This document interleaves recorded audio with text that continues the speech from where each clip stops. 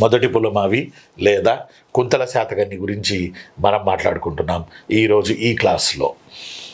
మొదటిసారిగా మనం ఏం చెప్పాము? మొదటి కృష్ణుడు చెప్పినప్పుడు, శ్రీముఖుడి బ్రో మొదటి కృష్ణుడు చెప్పినప్పుడు తను మహారాష్ట్రకి రాజ్యాన్ని విస్తరింపజేయగా మొదటి శాతకర్ణి నాగానికను పెళ్ళాడాడు. అప్పట్లో మహారాష్ట్రలో శాతవాహనుల సామంతులుండే, వాళ్ళని మహారథులు అంటారు. ఆ రాజు త్రైణోకరో అనేవాడు ఉన్నాడు. త్రైణోకరో అనేవాడు ఉన్నాడు.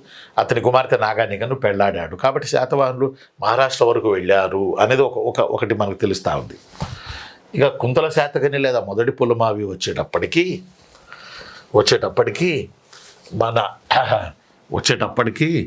మన శాతవాహనులు ఏం చేశారు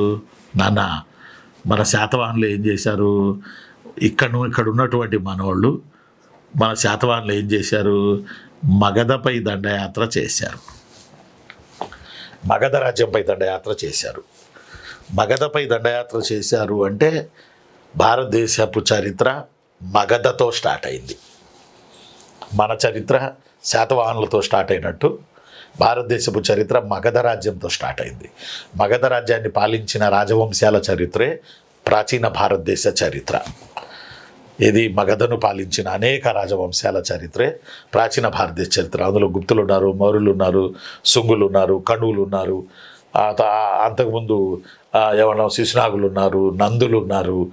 ఇలా వీళ్ళు చాలామంది మగధను ఏలారు అన్నట్టు.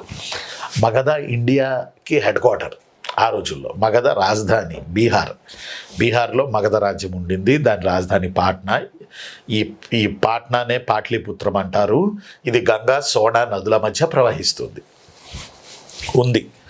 చుట్టూ నీళ్లు, మధ్యలో జలదుర్గం పాట్లీపుత్రం.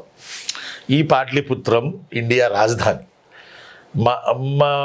మౌర్యుల తర్వాత శుంగులు ఏలారు. శుంగుల తర్వాత కణువులు ఏలారు. మౌర్యుల తర్వాత శుంగులు ఏలారు.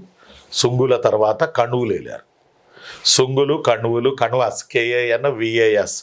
కణ్వాస్ అనేవాళ్ళు బ్రాహ్మిన్స్, కణ్వాస్ అనేవాళ్ళు బ్రాహ్మణులు. గమనించండి.